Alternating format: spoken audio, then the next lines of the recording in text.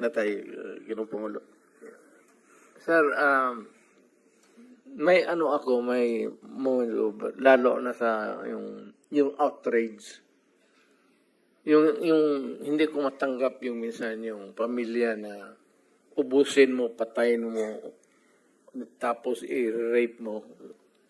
Mukhang sa akin yan, sir, talagang nawiwirla ako.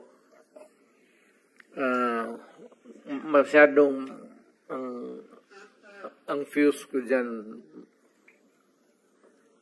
mainit talaga ako. Alam nila yan. Kaya behave. Sir, ito tanong yan, prangka-prangka. Nandito, or citizens of this country, anong pinaka-safe na city for the longest time hanggang ngayon? Tanungin ko kayo. Noong panahon po ng tatay ko, San Juan po.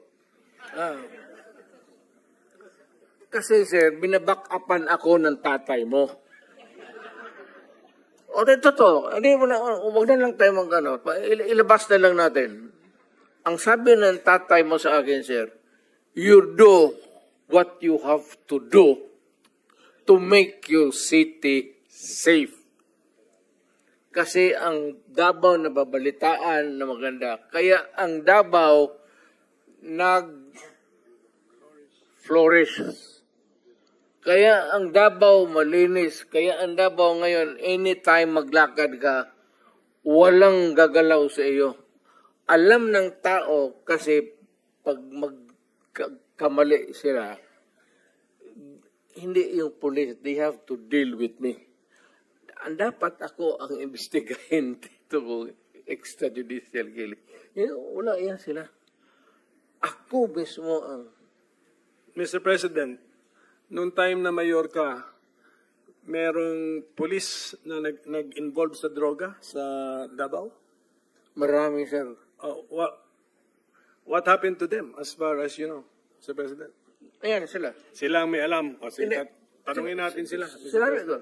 Sige. Sabihin mo, 24 hours, sabihin mo sa putang inang pulis mo. Pag nakita ako yan, patayin ko. Sige ba, I will now take the time of Senator Estrada. So, sino yung... Wag lang, sir. Huwag ka na lang lumayo. Yan yung katabi mo. Mamaya, sir. Mamaya. Unahin ko muna itong bisita natin because we will always be with him. So, we have lots of opportunities to ask Senator Bato. He is the best performer, sir, kaya na senador. Mr.